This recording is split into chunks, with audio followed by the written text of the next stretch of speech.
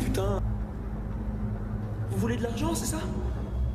Non, non, non, pas d'argent, pas d'argent, pas d'argent. Non, non, non. Tu sais ce que je veux. Petit connard, va. Bah, non, non, je sais pas ce que vous voulez. Si, tu sais, si. Oh non, je sais pas. Si. Non, non. Si, si. Non, si. Si, si, si.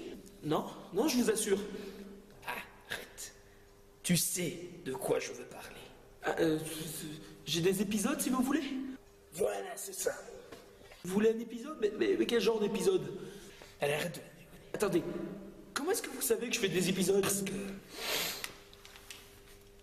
Je suis toi!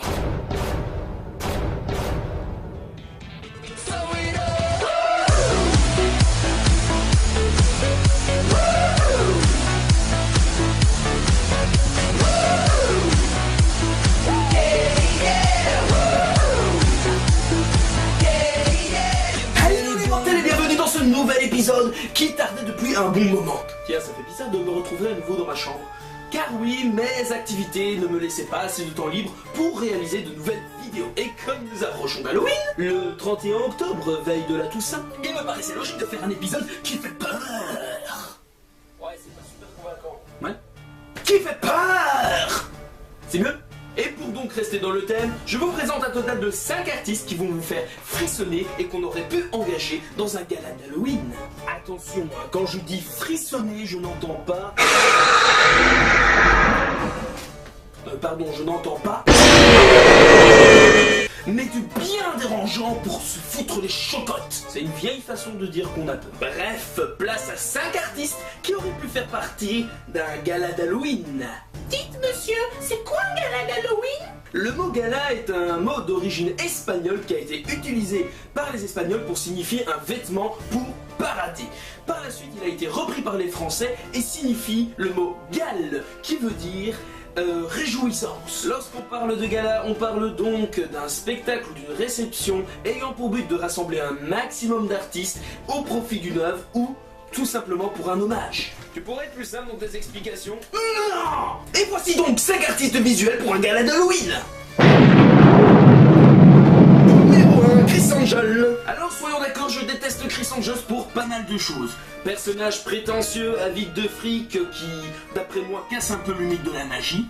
J'ai mes raisons de préférer certains artistes moins connus, mais arrêtons de cracher son venin dans la gueule d'un serpent.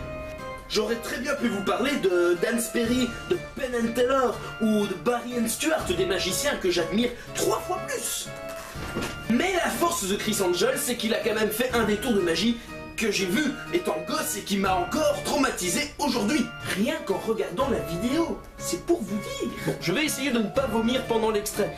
Mais en bref, qu'est-ce qui se passe? Notre cher ami, le magicien gothique, prend une pièce signée, l'avale, et celle-ci se retrouve sous la peau. On dirait l'escarabée dans la momie. Et comme si ça suffisait pas, il fait déplacer la pièce sous la peau et puis la fait ressortir tout en se coupant le bras. Franchement, c'est dégueulasse. Ce qui nous amène à une première règle. Tu veux mettre ton public mal à l'aise? Eh ben, y a pas de souci. Torture-toi. D'un autre côté, je comprends très bien que les spectateurs adorent ce numéro. Y a qu'à voir le succès de cette heptalogie. Non, ne me remerciez pas pour ce mot utile. Numéro 2, Michael Goudeau. Alors je sais, j'en ai déjà parlé dans un autre épisode, mais j'en remets une couche. Michael Goudeau, ce jongleur, est un immanquable. Pour être tout à fait honnête, je me fais déjà dessus quand il y a un mec qui jongle avec 3 torches enflammées. Mais lui, le gars, il en a rien à foutre, il jongle avec des tronçonneuses. Il s'en fout, le mec. J'ai déjà vu 2 fois en spectacle et je vous assure que s'il avait fait ce numéro, eh ben c'est simple, j'étais plus dans la salle. Non mais imaginez que le gars, il fait tomber sans le faire exprès sa tronçonneuse et flan. Bonjour, Michael Goudeau, jongleur. Ah bah c'est sûr, hein, le spectacle, il peut laisser tomber. Numéro 3, Mokhtar. Alors attention parce que quand on parle de Mokhtar, on parle pas de celui-là mais de celui-là. Alors soyons d'accord, nous sommes déjà tous tombés sous le charme d'une contorsionniste qui était vraiment charmante, qui savait se plier dans tous les sens et qui avait une belle tenue, bref, un ange. Mais enlever le E de contorsionniste et remplacer tout cela par un mec qui porte un calbar, et ça donne Mokhtar. Je viens de faire une putain de belle rime là. Ce mec n'est tout simplement pas humain. Regardez-le se tordre dans tous les sens, regardez-le jouer avec ses os. On a l'impression que ce gars est fait en plastique, en caoutchouc. C'est à croire que quand il était petit, sa mère l'a allaité avec du silicone. J'ai l'impression, honnêtement, de me trimballer dans une foire aux monstres datant de l'époque. Mais voilà, si vous voulez voir la suite de ce numéro, en tout cas moi je vous laisse là, voilà, cliquez sur la vidéo et ça vous fera toujours un beau spectacle à voir. Enfin, un bon numéro. Numéro 4, Jérémy Ferrari. Alors Ferrari, ce n'est pas qu'une voiture, mais c'est aussi un humoriste assez connu. Et à mon avis, vous le connaissez sûrement. Je n'ai pas énormément de choses à dire sur lui.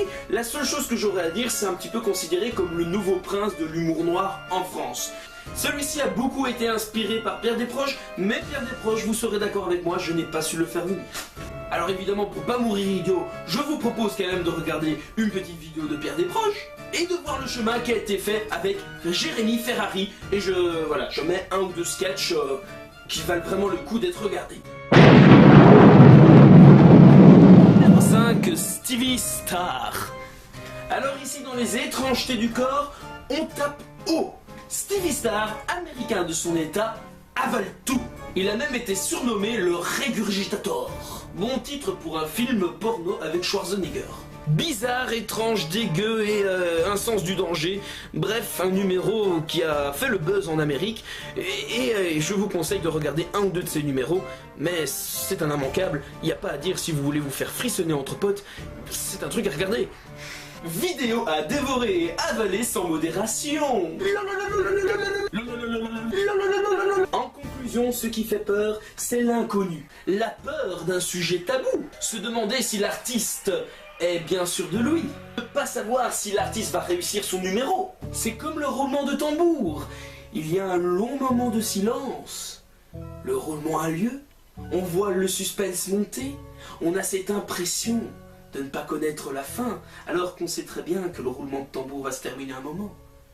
Le calme est là, le cœur palpite doucement, et puis d'un coup... Paf! Promis, la prochaine fois j'arrête. N'empêche que, avouez, c'est de l'art!